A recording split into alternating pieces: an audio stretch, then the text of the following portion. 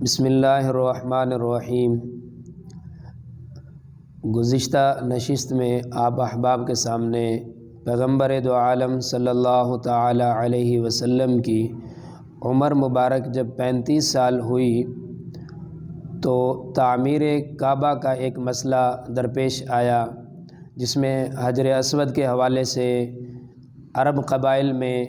ایک بڑا اختلاف پیدا ہوا اور خطرہ تھا کہ اس میں خون ریزی نہ ہو جائے۔ اللہ تعالیٰ نے اپنے حبیب کے ذریعے بیت اللہ کی تعمیر اور حجر اسود کے اس مسئلے کو حل فرمایا۔ آج کی اس نشست میں پیغمبر دو عالم صلی اللہ تعالی علیہ وسلم کے آنے والے جو سال 35 سال سے نبوت تک کا جو زمانہ، اس میں جو 5 سال کا یہ زمانہ ہے، اس میں جو واقعات رونما ہوئے وہ آپ احباب کی خدمت میں عرض کروں گا کہ پیغمبر دو عالم صلی اللہ تعالی علیہ وسلم تعمیر کعبہ کے بعد جب آپ کی عمر مبارک 37 سال ہوتی ہے تو آپ صلی اللہ تعالی علیہ وسلم خلوت نشینی اختیار فرماتے ہیں، اور جس جگہ کا آپ نے خلوت نشینی کے لیے تعین فرمایا اس کو آج ہم غار حرا کے نام سے یاد کرتے ہیں۔ غار حرا ایک ایسی جگہ ہے جو مکہ المکرمہ سے تقریباً 2 میل کے فاصلے پر واقع ہے، اور اس کی جو لمبائی ہے وہ تقریباً 4.25 گز اور چوڑائی اس کی تقریباً 2.25 گز کے قریب ہے، اور یہ بذات خود کوئی غار نہیں ہے بلکہ یہ اوپر والی چٹانوں کے ملنے کی وجہ سے ایک غار کی شکل اختیار کیے ہوئے تھا۔ پیغمبر دو عالم صلی اللہ تعالی علیہ وسلم 37 سال کی عمر میں، جب آپ کی عمر مبارک 37 سال ہوتی ہے تو آپ غار حرا میں تشریف لے جاتے ہیں اور تمام لوگوں سے الگ تھلگ ہو کر اللہ کی عبادت میں مصروف ہوتے ہیں، اور حضرت خدیجۃ الکبریٰ رضی اللہ تعالی عنہا آپ کے ہمراہ ہوتی تھیں۔ وہ باہر کسی جگہ پہ تشریف فرما ہو جاتی تھیں اور آپ عبادت میں مصروف ہوتے تھے۔ 37 سے 40 سال تک کا یہ جو 3 سالہ دور ہے، اس میں رمضان المبارک جب بھی آتا تھا تو آپ پورا رمضان المبارک غار حرا کے اندر پابندی سے گزارا کرتے تھے۔ باقی اوقات میں آپ عبادت کرتے تھے، پھر تشریف لے آتے تھے۔ تو بہر کیف جب آپ کی عمر اس نہج پہ پہنچی جو جس عمر کا انتخاب اللہ تعالیٰ نے نبوت کے لیے کیا تھا، یعنی 40 سال کی عمر، تو اس وقت آپ غار حرا میں اللہ کی عبادت میں مصروف تھے کہ ایک فرشتہ آپ کی خدمت میں حاضر ہوتا ہے، اور اس فرشتے کا نام حضرت جبریل علیہ السلام ہے، اور یہ تمام فرشتوں کے سردار ہیں، اور تمام انبیاء اکرام اور رسول عظام کے اوپر وحی لے کر آنے والا یہی ایک فرشتہ ہے۔ یہ فرشتہ تشریف لاتا ہے اور آپ صلی اللہ تعالی علیہ وسلم کی خدمت اقدس میں حاضر ہو کے یہ عرض کرتے ہیں کہ اے محبوب، اقرأ بسم ربک الذی خلق۔ یہ قرآن مجید کا 30واں پارہ ہے، اس کی ایک سورت ہے جس کا نام سورۃ العلق ہے۔ اس کی یہ ابتدائی چند آیات یہ فرشتہ لے کے حاضر خدمت ہوتا ہے، اور وہ آیات پیغمبر دو عالم صلی اللہ تعالی علیہ وسلم کے سامنے پڑھ کے سناتا ہے۔ تو جب وہ آیات آپ کے سامنے پڑھی جاتی ہیں تو اس کے جواب میں آپ صلی اللہ تعالی علیہ وسلم یہ فرماتے ہیں کہ بھئی میں تو پڑھا ہوا نہیں ہوں۔ یہاں پہ میں ایک بات اور عرض کرتا چلوں کہ عام طور پہ اللہ تعالیٰ نے قرآن مجید میں ہمارے نبی کا ایک لقب ہے امی، اور ہمیں بھی اللہ تعالیٰ نے ایک مقام پر امیین کہہ کے خطاب کیا کہ یہ اس نبی یہ امی قوم ہے، یعنی امی نبی کے ماننے والے ہیں۔ اور امی کا جو ترجمہ عام طور پہ کیا جاتا ہے کہ جسے لکھنا پڑھنا نہ آتا ہو، تو دیکھو یہ تو اس کا لفظی ترجمہ ہے، لیکن اس کا جو مفہوم اور معانی بنتے ہیں وہ یہ ہے کہ اب اگر کوئی آدمی نبی کے بارے میں یہ چیز منسوب کرے کہ جی نبی کو لکھنا پڑھنا نہیں آتا، تو پھر دنیا میں لکھنا پڑھنا آتا کس کو ہے؟ کائنات میں سب سے زیادہ علم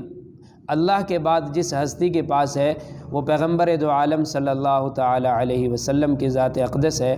تو امی کا ایک مفہوم یہ ہے کہ امی اسے کہتے ہیں جو اللہ کے سوا کسی سے لکھنا پڑھنا نہ جانتا ہو، جو علم سیکھے تو براہ راست اللہ سے سیکھے، جو معلومات حاصل کرے تو براہ راست اللہ ہی سے معلومات حاصل کرے، اسے امی کہا جاتا ہے۔ ہمارے نبی کا علم تو اللہ کے بعد تمام انبیاء اور رسولوں سے سب کا علم بھی اکٹھا کر دیا جائے تو ہمارے نبی کے علم کے ایک ذرے کو نہیں پہنچ سکتا۔ اللہ نے وہ علم اپنے حبیب کو عطا فرمایا تھا۔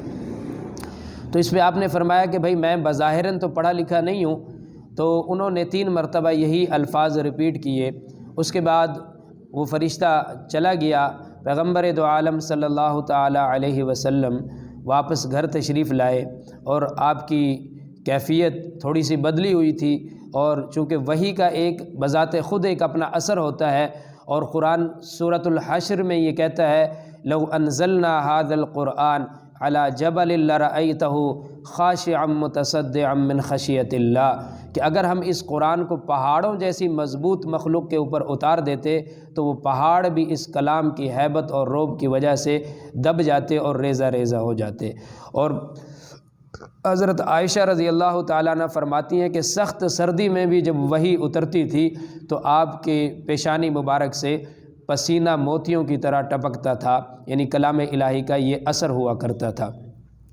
اور ایک صحابی حضرت اسامہ ابن زید یہ عرض کرتے ہیں کہ اللہ کے نبی نے اپنی ران مبارک میری ران کے اوپر ایک مرتبہ رکھی ہوئی تھی، اور وحی کا نزول شروع ہوا، اور مجھے اس قدر تکلیف ہوئی اس اثر کی وجہ سے کہ قریب تھا کہ میری ٹانگ ٹوٹ جاتی۔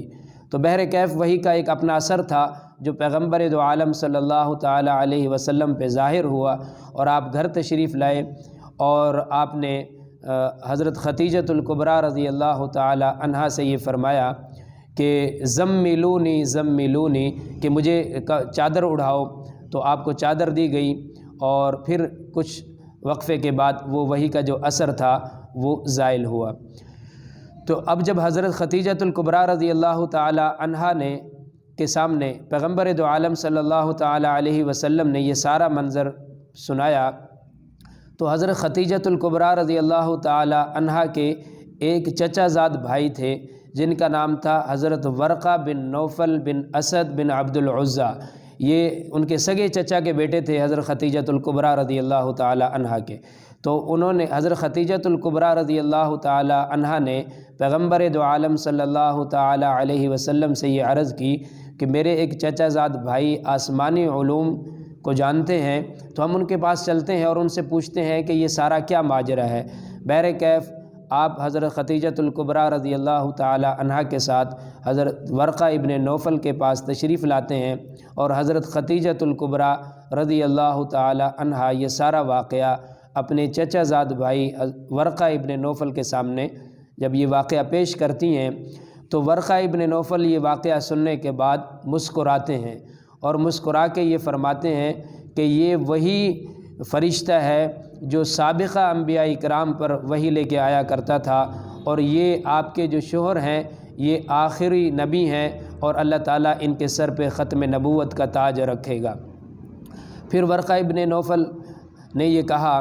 کہ اے خدیجہ وہ دن دور نہیں ہے جب آپ کے اپنے اور پرائے سب مل کر ان کے دشمن بنیں گے اور انہیں مکہ سے نکال کے باہر کر دیا جائے گا۔ کاش میری عمر میرا ساتھ دیتی تو میں اس وقت ان کی حمایت کرتا۔ تو حضرت خدیجۃ الکبریٰ رضی اللہ تعالی عنہا نے پوچھا کہ بھائی جان یہ تو وہ شخص ہے کہ کوئی انہیں گالی دے تو یہ برا نہیں مناتے، کوئی زیادتی کرے تو بدلہ نہیں لیتے، یتیموں کے ساتھ بڑی ہمدردی غمخواری کا یہ معاملہ برتتے ہیں، تو پھر لوگ ان کو پتھر کیوں ماریں گے؟ تو ورقہ ابن نوفل نے یہ کہا کہ خدیجہ یہ جو فرشتہ آیا ہے اور یہ جو کلام الہی لے کے آیا ہے، جس کے پاس بھی یہ فرشتہ اللہ کا پیغام لے کے آیا اور اس نبی نے جب اللہ کا پیغام لوگوں کے سامنے پیش کیا تو ہمیشہ لوگوں نے اللہ کا پیغام سنانے والوں کو پتھر ہی مارے۔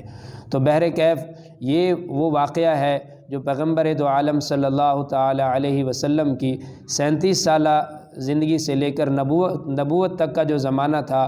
اس میں آپ کے ساتھ غار حرا کا جو واقعہ تھا وہ بھی آپ کے سامنے عرض کیا۔ پھر جب آپ صلی اللہ علیہ وسلم پر سب سے پہلی وحی نازل ہوئی، وحی کی کیا کیفیات تھیں، اور وحی کے بعد آپ کا ورقہ ابن نوفل کے پاس جانا اختصاراً آپ کے سامنے عرض کر دیا۔ اب یہاں سے جو آپ کی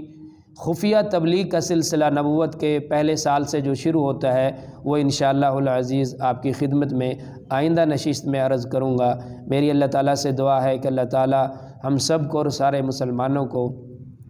پیغمبر دو عالم صلی اللہ تعالی علیہ وسلم کے مبارک اسوہ پہ عمل پیرا ہونے کی توفیق نصیب فرمائے۔ وآخر دعوانا ان الحمد للہ رب العالمین۔